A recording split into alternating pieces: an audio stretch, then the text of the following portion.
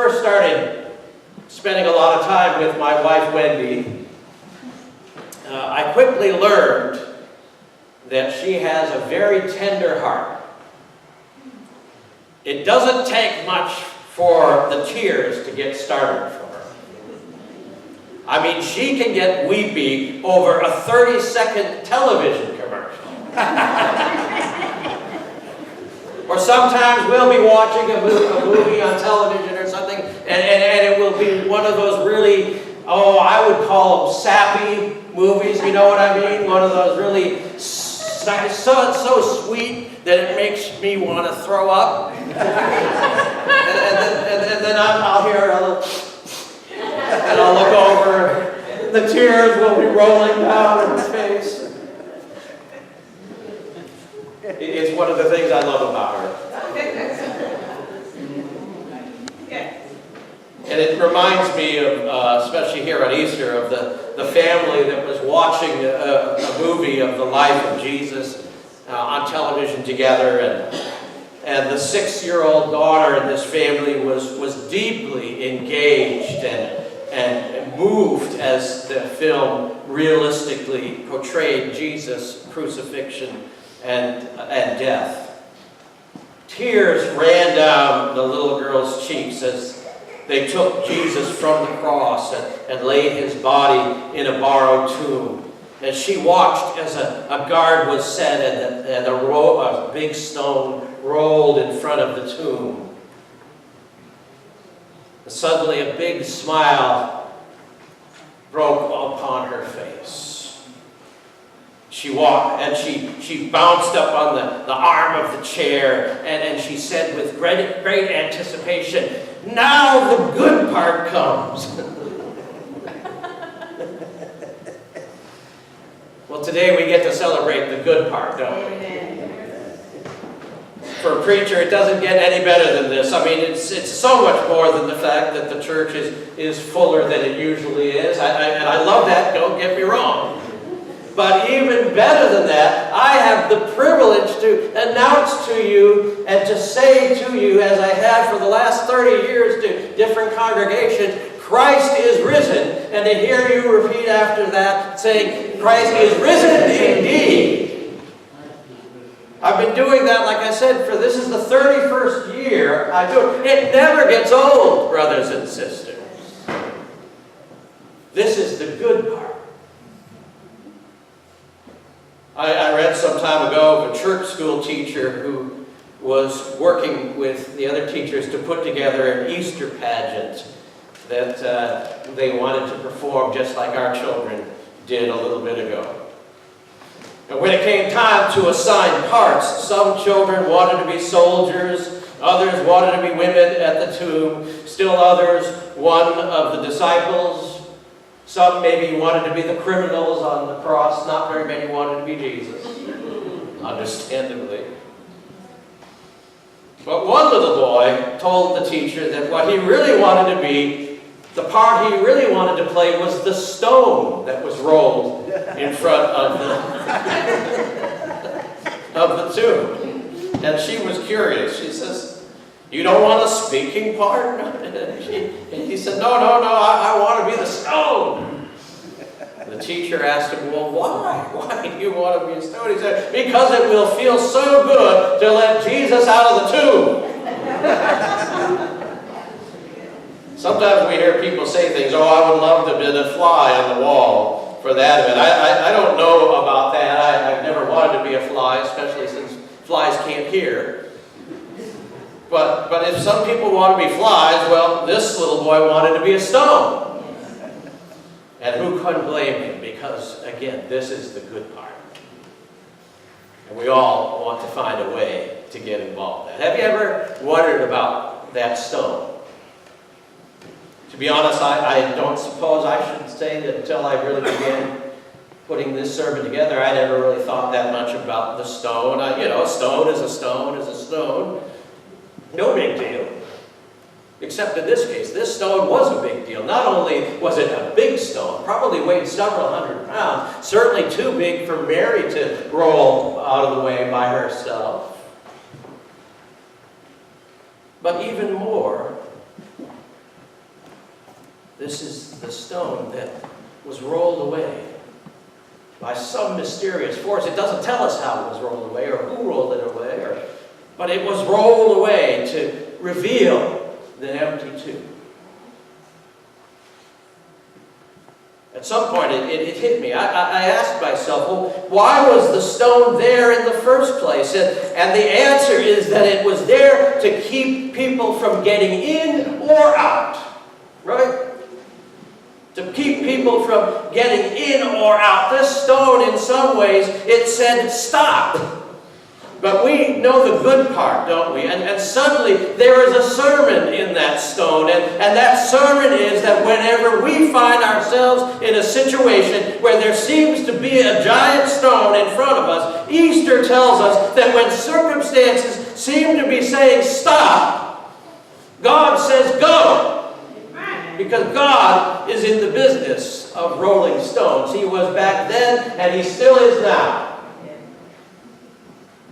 You see, many of us live with stones right in front of us. You know, I said that the purpose of the stone was to keep those who were in, and those who were out, out. And some of us have been in that situation where we're behind a stone and we can't get over it, or we can't get under it, and we can't get out of it, and we're trapped. How many of you all know what I'm talking about? You ever been in a situation where you felt trapped and nothing was able to get you out of there?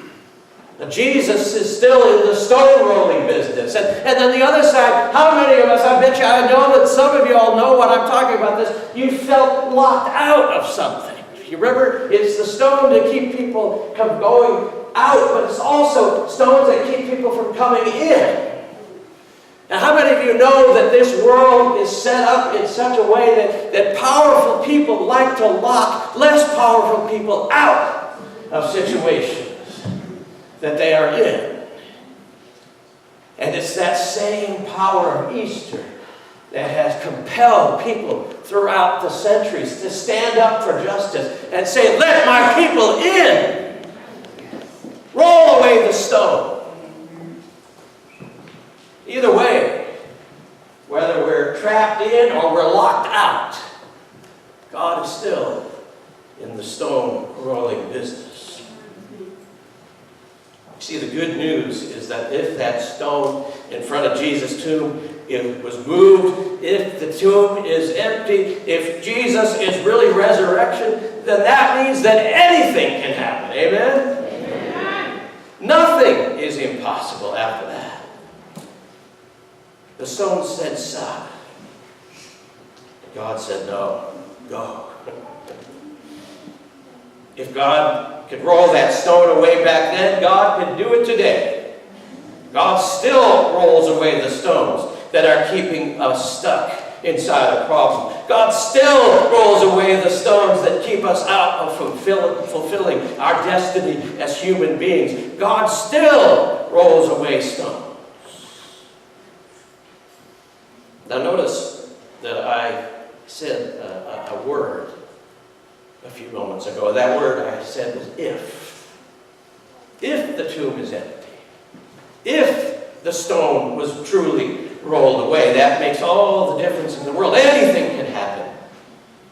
If the stone was moved. That's really the crux of the matter, isn't it, for many of us this morning? That little two-letter word that stops us just as much as the stone was intended to stop Mary and Peter from getting in and for Jesus from getting out. If. How many of you have ever been stuck by that word, if? Well, if only this were the case, I might do that. If only someone would help me, I might be able to get out of this situation. If only I could trust God and allow Him to come through for me.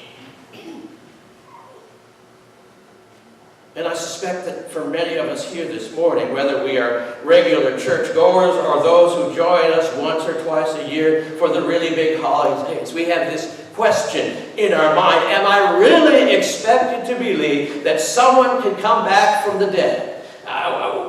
Because of course in our natural experience, when people die, They stay dead, amen? Sad but true, you know, and that's why it's so hard when we come to that place where we walk away from the grave of our loved one and we say, you know, this is it. This is the last connection on this earth, and I'm walking away from it. You know, we believe, in our experience, dead is dead. It reminds me of the fellow who was talking with 3 of his friends, and he asked his 3 friends, you know, when you're laying there in your coffin and all the people are gathered around you, what would you like what would you like to hear them say? One of them said, oh, you know, I would like to hear them say, oh, well, he was, you know, he was honest in his business, and he was a good family man. And the second one said, oh, you know, I hope that they would say that I was a good husband and that I was faithful to God. And then the third one says, well, I hope when I'm laying there in my grave, I'll hear them say, look, he's moving.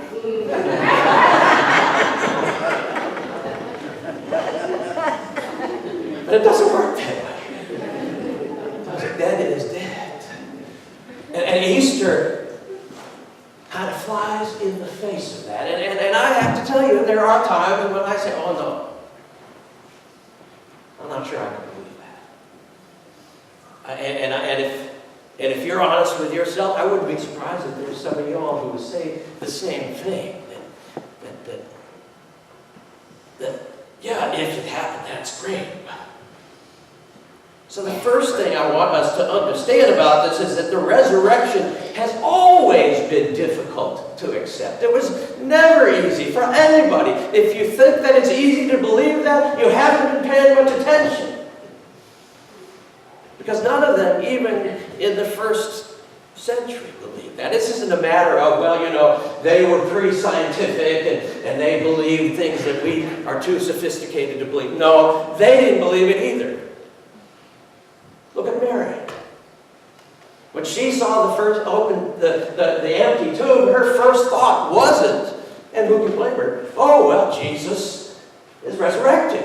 No, she said, oh, well, they've taken his body away. We don't know where it is. Now I got to go find his body. And even then later on when she saw the angels and she sees the gardener, or who she thinks is the gardener, she's so unfocused on Jesus being resurrected, she assumes that this person is not Jesus, but the gardener. And until he says her name, she won't believe it. And then she goes and tells the others, and they don't believe it right away.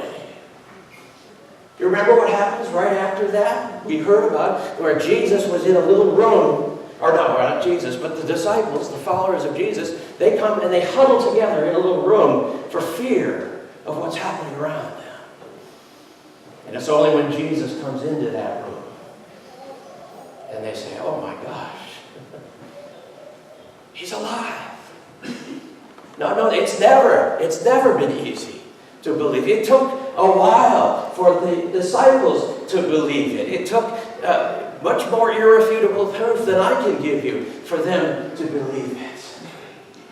And so, how do we justify this? How do I, who I have my doubts and my questions, how do I justify standing in front of you and for 31 years? How do I justify that? How do I say I believe when I can't prove it? I can't prove it to you. Let me share with you what keeps me going, what helps me convince myself when I'm going through doubts. For me, it's what happens afterwards. You see, you got to understand that the folks that were the first witnesses to Jesus' resurrection, the ones who went out to preach all over the known world, the one it was said of them in the book of Acts, oh, we don't want these people coming into our town. These are the folks who have turned the world upside down. Now, these were not world turners before the resurrection. If you know the stories of how they interact with Jesus, they never quite got the point. Jesus, in fact, said, I will be resurrected, when they didn't just pay any attention to that. And then when the time came for them to show some courage and to stand with Jesus, they denied and deserted him. These are not before resurrection. But after they had encountered the risen Christ, they become completely different people who can go out and boldly proclaim the good news that Christ is risen from the dead, even if that meant them going to prison, even if it meant for them to be killed in the same way that Jesus was. The story is told that Peter, the one who denied Jesus 3 times, when it came time for him to die, and they wanted to crucify him, he said, "I don't mind you crucifying me, but I want you to crucify me upside down because I can't see myself being crucified the same way Jesus is. Because I'm not Jesus." Something happened to these folks that changed them. And it seems like the more they believed in the news that Jesus had come back, the better they became, the bigger they became, the stronger, the braver they became. If that's going to happen for them, I want some of that too. See, they understood that Jesus' resurrection was their resurrection. They had some stones in front of them, doubt and fear, and those stones were rolled away from them in the same way that they were rolled away for Jesus. So I say again, if the tomb is empty, if Jesus is alive, if the stone was rolled away, anything can happen. You might remember that we talked about why the stone was there, to keep people from going in or out. Whatever tomb of agony or struggle or temptation or addiction you feel trapped in, God still rolls away stones. Whatever dream or goal you feel locked out of, whatever injustice you face that keeps you from being able to realize who you are as a person of dignity, God still rolls away the stone. There is no stone standing in your way that God can't roll away.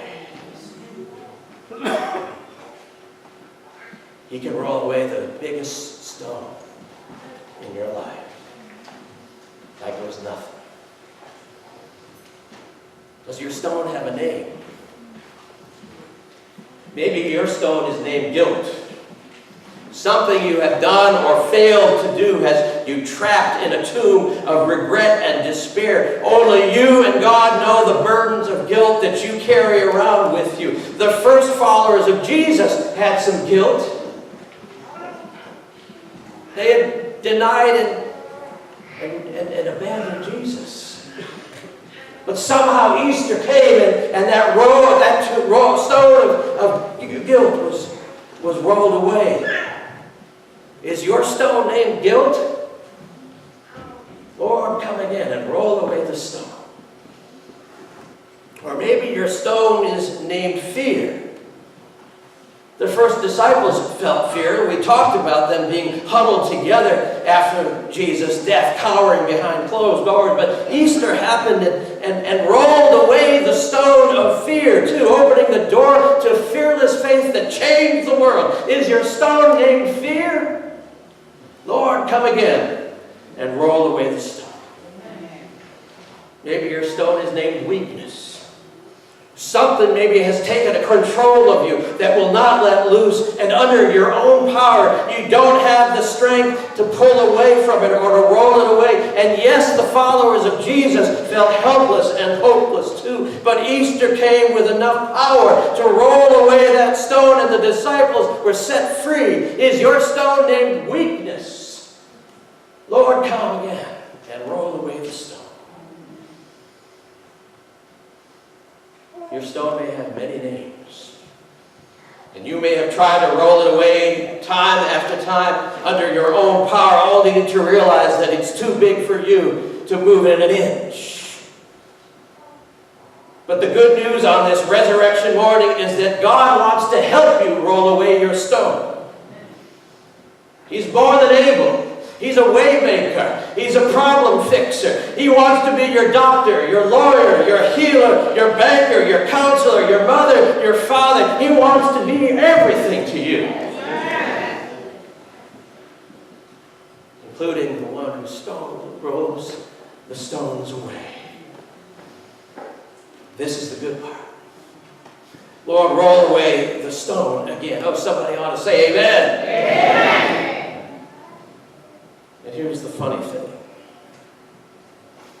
You see, once something loses its power over you, even if it's still there, it doesn't have any power anymore. So to know that even if that stone is there and it doesn't seem to be moving right now, I know that someday that stone can be rolled away. It doesn't have power over me. I've got it. God's got it. You know, it never occurred to me until someone pointed it out to me that the stone maybe wasn't rolled away so that Jesus could leave the tomb. I mean, a stone wasn't going to keep him in there. Maybe the reason that the stone was rolled away was so that the women and the other disciples could look in and see that Jesus was gone. And it was for us. And if it was done for their sakes, it's done now for ours. His resurrection can be our resurrection. Look in and see. The tomb is empty. Anything can happen. I read a story a while back about a fellow who spent 28 years in a cave. Did you know that Jesus' tomb was more like what we would call a cave than anything else? There's a guy who spent 28 years in a cave. That's how long a gentleman named Shoikyo Yokoi, I hope I'm getting it right, was in hiding. 28 years. Near the end of World War II, he was a Japanese soldier who had been stationed on the island of Guam in the South Pacific. And in fear that defeat was coming and that it would mean capture by the American forces, he ran into the jungle and hid in a cave. And there he stayed. He later learned that the war was over by reading one of the thousands of leaflets that were dropped into the jungle by American planes. Still, he was afraid for his life, and he stayed in the cave for 28 years, living on frogs and rats and roaches and mangoes. It was only after some hunters discovered him that he was convinced it was safe to leave his cave and leave the jungle. 28 years, that is a long time, and the world around Shoikyo Yokoi had changed completely. But because of his fear, his lack of confidence and hope in what the world would be like, he remained in that cave, tragically isolated, wasting a good portion of his life. Everything had changed, but he didn't trust it. He didn't realize it.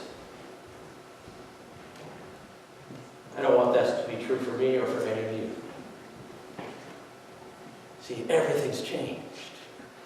Jesus Christ is alive.